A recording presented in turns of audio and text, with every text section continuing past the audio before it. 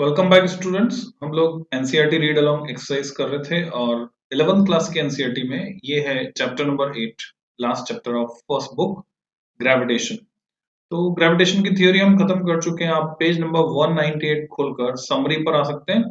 तो समरी में जो काम का कंटेंट है उसको हम यहाँ से एक्सट्रैक्ट कर लेते हैं। पहला पॉइंट है समरी का, Newton's law of universal gravitation states that the gravitational force of attraction between any two particles of masses m1 and m2 separated by distance r has the magnitude, जिससे आप well familiar हैं, F equal to G m1 m2 upon r square, जहां पर capital G है universal gravitational constant, जिसकी value 6.67।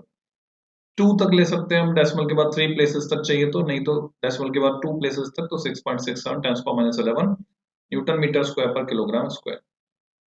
तो well known fact है। Second point है, if we have to find the resultant gravitational force acting on the particle m due to a number of masses. तो different masses हैं m1 m2 m3 up to mn, जो कि अलग अलग position पे पड़े हैं। उन सब की वजह से नेट फोर्स अगर हम निकालना चाहते हैं, we use the principle of superposition। तो अगर इंडिविजुअल फोर्सेस हैं F1 F2 up to Fn, तो नेट फोर्स जो होगा उसको हम एक्सप्रेस कर सकते हैं Fr से, और वो हो जाएगा इन सब का वेक्टर सम। तो यहां पर ये जो बोल्ड लेटर्स में दिखा है इसका मतलब ये वेक्टर सम है। तो sigma Fi from I equal to 1 to n। तीसरा पॉइंट है, Kepler's laws of planetary motion states that। तो कैप्लर ने 3 लॉ दिए थे प्लैनेटरी मोशन के लिए।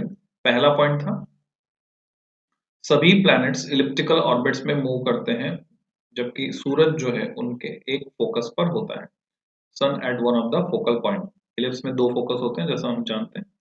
दूसरा लॉ था, रेडियस वेक्टर अगर खींचा जाए drawn from the sun to a planet, जो कि प्लैनेट से सन को जोड़ रहा है, sweeps out equal areas in equal time intervals. तो बराबर समय अंतरालों में वो इक्वल एरिया स्वीप करता है। जैसे पोंचा लगाने की अगर हम बात करें, स्वीप यानी पोंचा लगाना एक तरह से। सो इक्वल टाइम इंटरवल्स में इक्वल एरिया ये रेडियस वेक्टर स्वीप करता है। ये हमने देखा था केपलर के सेकंड लॉ।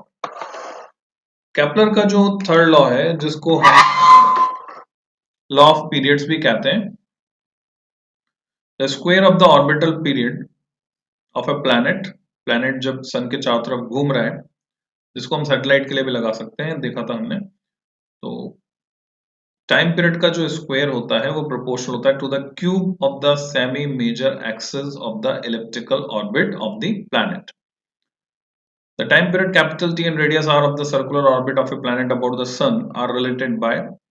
तो यहां से हमें पता चलता है 4 पाई स्क्वायर अपॉन gm। इसको अगर हम कांस्टेंट बोल दें k, तो t square is proportional to r cube. यहाँ पर m सब्सक्रिप्ट ऐसे सन का मास।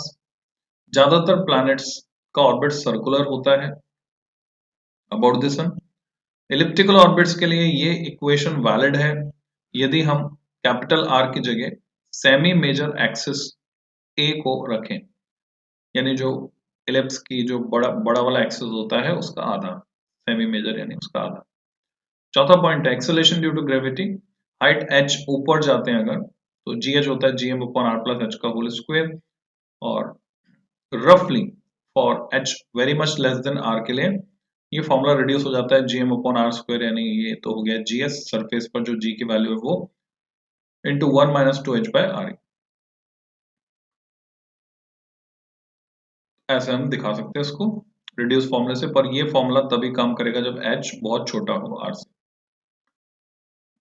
320 किलोमीटर तक माना गया इसको। Depth d below the earth surface, अगर डेप्थ में जाते हैं, यहाँ कोई कंडीशन नहीं लगी है, शर्तें लागू नहीं है, डायरेक्ट स्ट्रेट फॉरवर्ड फॉर्मूला है। सरफेस पर g0 मतलब सरफेस पर जितना है g times 1 minus d by r। पांचवा पॉइंट है, the gravitational force is a conservative force. हम जानते हैं ग्रेविटेशनल फोर्स, इलेक्ट्रोस्टैटिक फोर्स, ये कंजर्वेटिव कैटेगरी के हैं, जबकि मैग्नेटिक फोर्स नॉन कंजर्वेटिव होता है। And therefore a potential energy function can be defined The gravitational potential energy associated with two particles separated by distance r is given by potential energy को अगर हम symbol v से दिखाएं, capital v से potential energy को represent करने पर ही है minus G M one M two upon R. v is taken to be 0 at r equal to infinity, reference हमने infinity लिया है. Total potential energy for a system of particles is the sum of energies for all pairs of particles, with each pair represented by a term of the form given by above equation. This prescription follows from the principle of superposition. यानी हम scalar quantity है तो algebraic sum करेंगे. तो total potential energy निकालनी, मान लीजिए आपसे कहते हैं कि टोटल पोटेंशियल एनर्जी आप कैलकुलेट कीजिए सोलर सिस्टम के लिए, तो क्या करना पड़ेगा, इंडिविजुअल जितने भी रिलेशनशिप है पेयर ऑफ पार्टिकल्स बनाकर हम देखेंगे और उन सब के लिए ये एक्सप्रेशन को लिखकर उन सबका एल्जेब्रिक सम लेंगे. 6 पॉइंट है, if an isolated system consist of A particle of mass m moving with speed v in the vicinity of a massive body of mass capital M, the total mechanical energy of the particle is given by, तो half M V square उसमें जो kinetic energy है और दोनों की as a system जो potential energy है, तो टोटल एनर्जी के लिए हम दोनों को जोड़ देंगे. पोटेंशियल एनर्जी हमेशा नेगेटिव में है minus G M M upon R और काइनेटिक एनर्जी पॉजिटिव में हाफ एम वी स्क्वायर. अगर टोटल करने पर ये नेगेटिव आता है रिजल्टेंट, इसका मतलब वो पार्टिकल बाउंड स्टेट में है, और अगर ये पॉजिटिव आ जाता है मतलब पार्टिकल फ्री स्टेट में. That is the total mechanical energy the sum of kinetic and potential energies. The total energy is a constant of motion, यानी पार्टिकल कहीं भी जाए काइनेटिक प्लस पोटेंशियल का जो सम है वो कांस्टेंट रहने वाला है, इसलिए उसको कहा गया कांस्टेंट ऑफ मोशन. 7 पॉइंट है, if m moves in a circular orbit, mass m circular orbit में घूम रहा है जिसकी रेडियस a है और किसके चारों तरफ घूम रहा है, कैपिटल M के चारों तरफ, जहां पर कैपिटल M स्मॉल m से बहुत बड़ा है. तो हम मून और अर्थ का एग्जांपल ले सकते हैं. The total energy of the system is equal to minus G M M upon 2a. वैसे तो क्या होती थी potential energy minus G M upon a. Kinetic energy अगर निकालेंगे कैलकुलेट करके तो उसकी आधी होगी और पॉजिटिव में होगी, तो दोनों को जोड़ेंगे तो यहाँ बाय 2 का फैक्टर आ गया जो कि नेगेटिव में होगा. With the choice of the arbitrary constant in the potential energy given in the point 5 above, the total energy is negative for any bound system.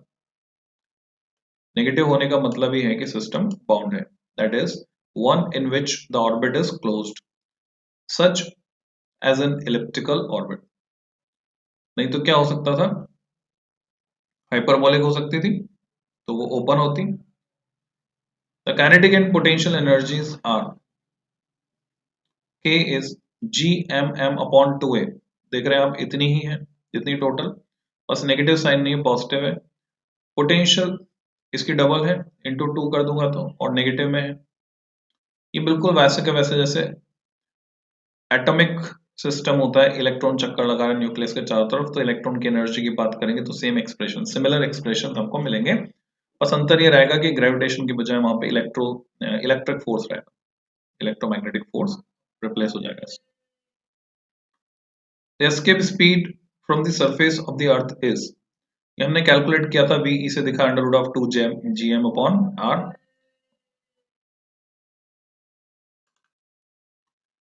जब हम gm को लिखेंगे स्मॉल जी आर स्क्वायर या gm upon R square को small G लिखें तो expression reduce हो जाए under root of 2 G R, जो कि वास्तव में अर्थ के लिए 11.2 किलोमीटर पर सेकंड आ जाता है. Point number 9, if A particle is outside a uniform spherical shell or solid sphere with a spherically symmetric internal mass distribution. तो आप इमेजिन कर सकते हैं जो डिस्क्रिप्शन है उसके हिसाब से पार्टिकल बाहर है, किसके बाहर है, यूनिफॉर्म स्फेरिकल शेल के बाहर है या सॉलिड स्फीयर के बाहर है, और साथ में हमने ये भी माना है कि उसमें spherically symmetrical internal mass distribution है. तो ऐसे सिचुएशन में स्फीयर अट्रैक्ट करेगा पार्टिकल को जैसे तो सारा का सारा मास उस स्फीयर के सेंटर पर कंसंट्रेटेड हो. यहीं से ओरिजिनेट होता है सेंट्रल फोर्स का कंसेप्ट और इसको हम कहते हैं shell theorem.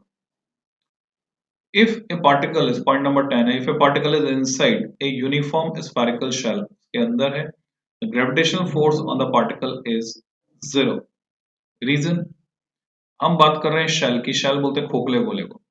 If A particle is inside a homogeneous solid sphere, पर अगर वो सॉलिड स्फीयर है, खोखला गोला नहीं है, पूरा अंदर भरा हुआ है जैसे earth, the force on the particle acts towards the centre of the sphere.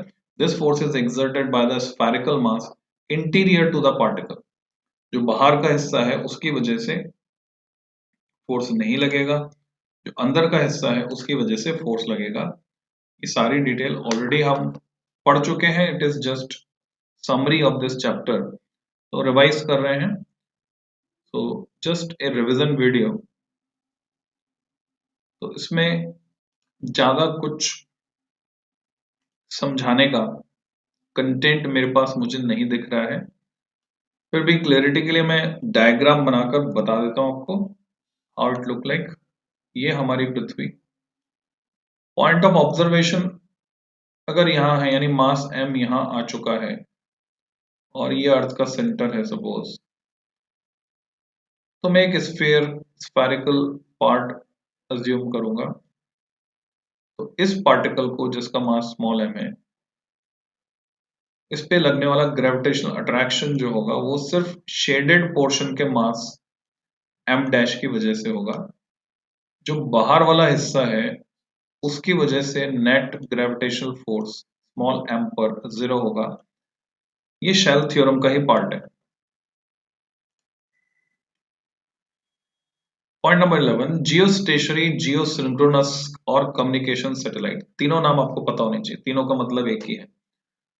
जो नाम का मतलब है वही मतलब है. जियो स्टेशनरी यानी अर्थ से देखने पर रेस्ट पर दिखे. जियो सिंक्रोनस, अर्थ घूम रही है तो अर्थ के साथ साथ सिंक्रोनाइज मोशन में रहे, उसका टाइम पीरियड भी 24 आवर रहेगा. कम्युनिकेशन यानी कम्युनिकेशन के लिए सूटेबल हो. Move in a circular orbit in the equatorial plane, equatorial plane में at approximate distance of 4.22 into 10 to the 4 kilometre from the earth centre. ये अर्थ सेंटर से distance दे दी गई है. जनरली हमें अर्थ सरफेस से पता होती है जो 34,600 किलोमीटर या लगभग 36,000 किलोमीटर हम उसको लेते हैं. 36,000 किलोमीटर अप्रोक्सीमेटली हम ये डेटा याद रखते हैं. तो यहाँ से अर्थ के सेंटर से डिस्टेंस में हम 6,400 उसमें और जोड़ देंगे.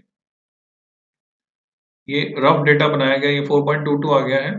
और वैसे मैं अगर जोड़ता हूँ 36,000 में 6,400, तो आप देख लेंगे क्या आएगा. एक टेबल दी हुई है फिजिकल क्वांटिटी. हर चैप्टर में आप देखेंगे इस तरह से जो भी फिजिकल क्वांटिटीज उस चैप्टर में यूज हुई हैं उनका नाम आपको मिल जाएगा. उसका सिंबल किससे उसको दिखा रहे हैं. यहाँ पोटेंशियल को U से दिखाया गया है जबकि पोटेंशियल एनर्जी को V से दिखाया गया है.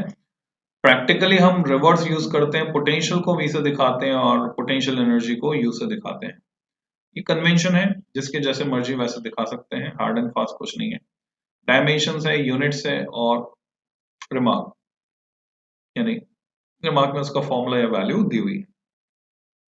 सेम वीडियो में मैं पॉइंट्स टू पॉन्डर भी शामिल कर रहा हूं. पॉइंट्स टू पॉन्डर में समरी से थोड़ा सा ज्यादा इनसाइट होती है, यानी कुछ सोचने के लिए मटेरियल आपको मिलता है. पहला point, in considering motion of an object under the gravitational influence of another object, the following quantities are conserved.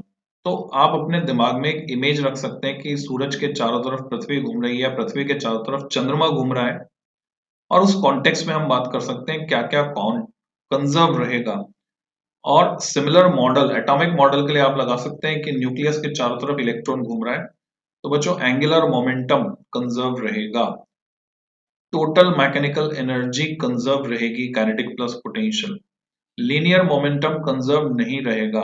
अब इस पॉइंट पर बहुत से क्वेश्चंस बन जाते हैं कंपटीशन, कंसेप्चुअल क्वेश्चंस पूछ ले जाते हैं. क्यों नहीं रहेगा, क्या कंजर्व रहेगा, क्या कंजर्व नहीं रहेगा, रीजन बिहाइंड आप देख सकते हैं. F equal to dp by dt फॉर्मूले से, और इसी तरह से tau equal to dj by dt फॉर्मूले से. तो अगर टॉ 0 है तो j कंजर्व रहेगा. क्योंकि dj by dt will be 0, तो वहां से हम रिजल्ट निकाल सकते हैं। एंगुलर मोमेंटम कंजर्वेशन उसकी वजह से leads to Kepler second law से लिंक्ड हो जाता है। However it is not special to the inverse square law of gravitation, it holds for any central force. सभी सेंट्रल फोर्स के लिए एंगुलर मोमेंटम कंजर्व रहेगा। In Kepler's third law, t square equal to k times r cube, the constant k subscript s is the same for all planets in circular orbits. This applies to satellites orbiting the earth.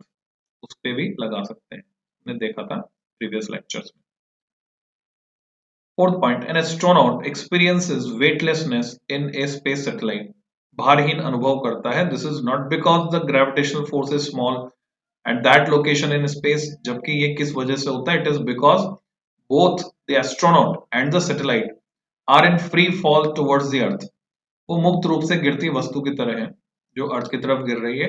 Just compare this situation with a person inside the lift. Lift is falling freely, रस्सी काट दी गई है lift की और उसके अंदर जो व्यक्ति है वो भी मुक्त रूप से गिर रहा है, दोनों का एक्सेलरेशन सेम है, तो लिफ्ट का फ्लोर पर्सन को रिएक्शन नहीं दे पाएगा, so it will be state of free fall. Point number 5, the gravitational potential energy associated with two particles separated by distance r is given by v से दिखाया हमने minus g m1 m2 upon r plus constant. ये constant कहां से आया? ये reference की वजह से है। रेफरेंस अगर आप इन्फिनिटी पढ़ ले रहे हैं तो इन्फिनिटी के रिस्पेक्ट में उस पॉइंट की जो पोटेंशियल एनर्जी है that is reference. The constant can be given any value, the simplest choice is to take it to be zero. तो रेफरेंस इन्फिनिटी पर अगर हम पोटेंशियल एनर्जी जीरो ले रहे हैं इन्फिनिटी के रिस्पेक्ट में तो एक्सप्रेशन रिड्यूस हो जाएगा। This choice implies that v tends to zero as r tends to infinity. जब r को अनंत करेंगे तो ये जीरो हो जाएगा। Choosing location of zero of the gravitational energy is the same as choosing the arbitrary constant in the potential energy. Note that the gravitational force is not altered by the choice of this constant. पर जो force जो है वो relative quantity नहीं है। Potential energy and potential these are relative quantities. जो relative quantities होती हैं उनको रेफरेंस चाहिए होता है, फोर्स को रेफरेंस की जरूरत नहीं है। 6th point, the total mechanical energy of an object is the sum of its kinetic energy, which is always positive, and the potential energy relative to infinity. That is, if we presume that the potential energy of the object at infinity is zero, उसके respect में जो potential energy वो हमें लेनी, तो total energy बनेगी।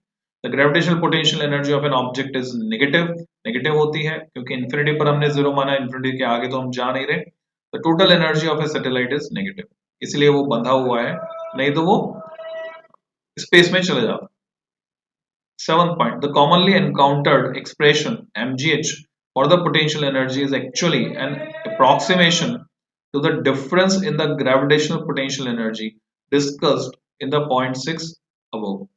तो वास्तव में जो हम ये mg into small h use करते हैं अर्थ की सरफेस से अगर कुछ हाइट पर जा रहे हैं उसके लिए,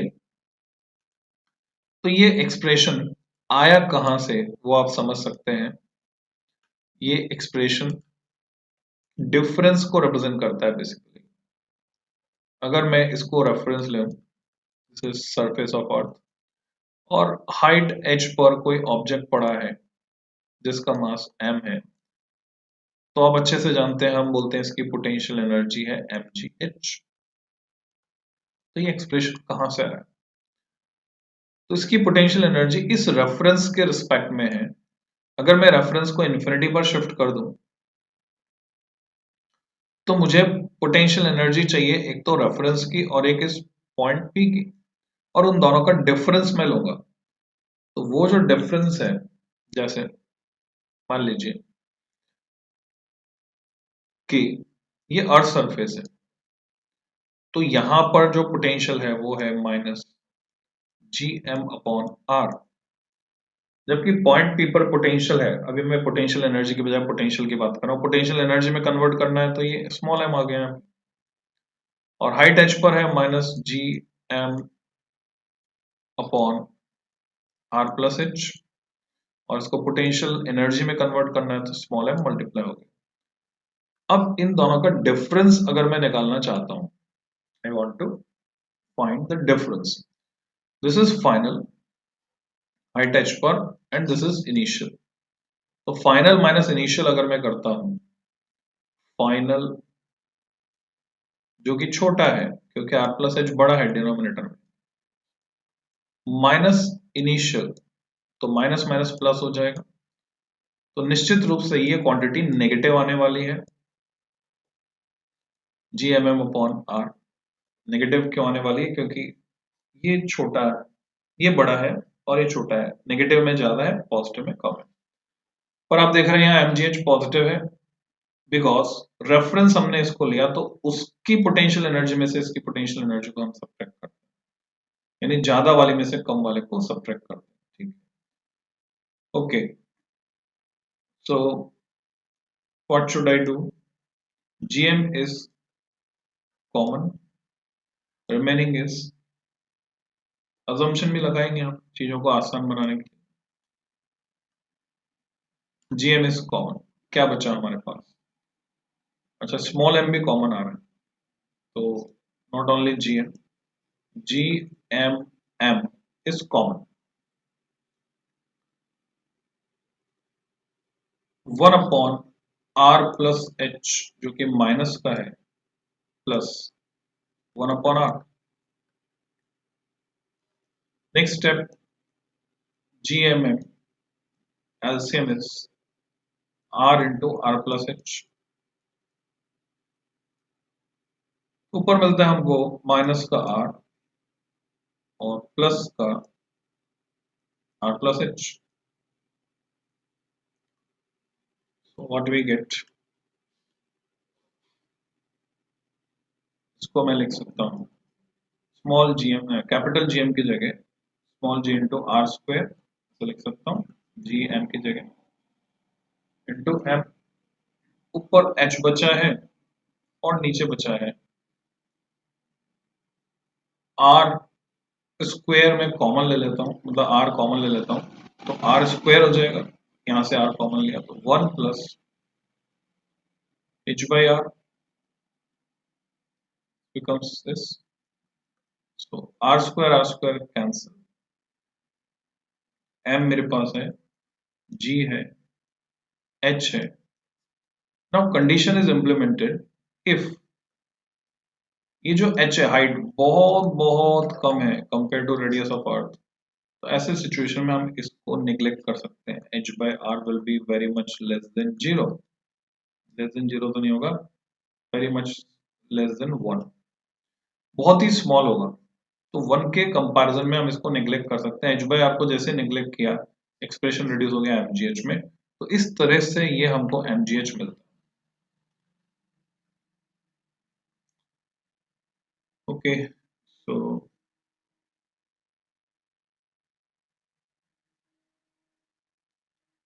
पॉइंट्स टू पॉन्डर में 7th पॉइंट हमने डिस्कस किया.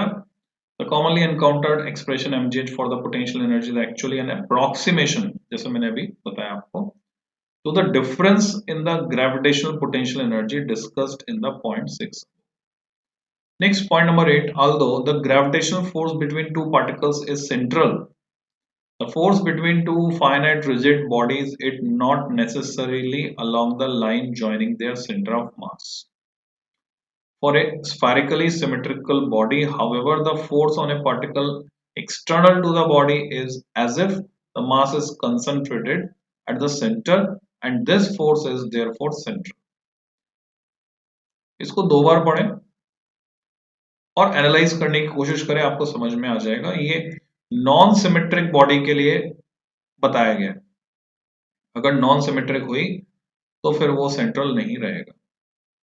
9th और आखिरी point, the gravitational force on a particle inside a spherical shell is 0. तो shell का मतलब खोखला गोला. However, unlike a metallic shell which shields electric forces, जो हम 12th में पढ़ेंगे इलेक्ट्रोस्टैटिक्स में, the shell does not shield other bodies outside it from exerting gravitational forces on a particle inside. Gravitational shielding is not possible. बच्चों बहुत ही important point है. दिमाग में बिठा लें इसको अच्छे से। जब हम इलेक्ट्रोस्टैटिक्स पढ़ेंगे तो वहां आप देखेंगे कि अगर ये मेटल का स्फीयर है, कंडक्टिंग स्फीयर, इसमें अंदर कोई चार्ज रखा है Q, यहां बाहर कोई चार्ज रखा है कैपिटल Q, तो इसका इफेक्ट अंदर नहीं जा सकता, इसका इफेक्ट बाहर नहीं आएगा। इलेक्ट्रिक फील्ड इसका अंदर ही रहेगा और इसका इलेक्ट्रिक फील्ड इसके अंदर नहीं जाएगा, and it is called shielding. So electric field या इलेक्ट्रोस्टैटिक फील्ड से, पर्टिकुलर इलेक्ट्रोस्टैटिक फील्ड से शील्डिंग पॉसिबल है, पर ग्रेविटेशनल फील्ड के केस में ऐसा नहीं होता। अगर ये मास बॉडी है, हॉलो स्फीयर शेल, और कोई मास यहां रखा है अंदर, दूसरा मास m बाहर है, तो इनके बीच तो इंटरेक्शन होना तय है, इनके बीच फोर्स लगेगा, इनके बीच फील्ड इसका फील्ड अंदर जाएगा, इसका फील्ड बाहर आएगा। यहां ऐसा नहीं होता इलेक्ट्रिक केस में, ग्रेविटेशनल केस में यहां पर ऐसा होता है।